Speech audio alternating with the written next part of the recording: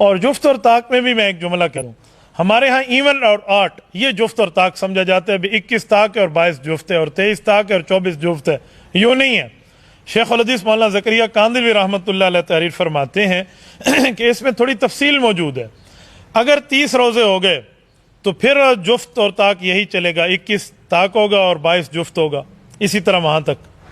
और अगर 29 रोज़े हो गए तो फिर जुफ्त और ताक की तरतीब बदल जाएगी, फिर 21 आपके लिए जुफ्त बनेगा और 22 ताक बनेगा, फिर 23 जुफ्त बनेगा और 24 ताक बनेगा।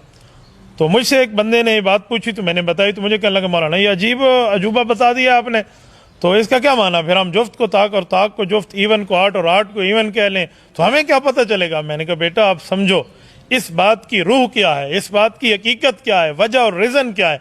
वजह यह कि आप रमज़ान के आखिरी अशरे में हर रात इबादत करो, ये ना हो कि आप जुफ्त के चक्कर में सोए रहो और ताक के चक्कर में इबादत करते रहो और मामला उलट हो जाए। तो इनमें से किसी रात में लैलतुल कद्र हो सकती है। कद्र के बहुत से माने हैं, लैलतुल कद्र, हाँ आप लोग समझते हैं लैलतुल कद्र का एक ही माना है इज्जत वाली रात, कद्र वाली रात। कदर के अरबी में माना होता है तंग हो जाना, तंगी हो जाना। इस रात इतने फरिश्तों का नुज़ूल होता है, इतनी तादाद में फरिश्ते आते हैं कि जमीन तंग बढ़ जाती है उनके लिए। तो लैलतुल कद्र का माना है वो बाबरकत रात जिसमें फरिश्ते नाजिल हों और जमीन तंग हो जाए। फ़क़दर अलैहि कुरान करीम में मौजूद है, तो ये तंगी के माने में है। तो लैलतुल कद्र इतने फरिश्ते नाजिल होंगे कि जमीन तंग हो जाएगी। हो सकता है वो 21 हो सकता है वो 22 हो सकता है वो 23 हो सकता है वो 24 इला आखिरी जहां तक चलेगा। तो हर रात इबादत करनी चाहिए।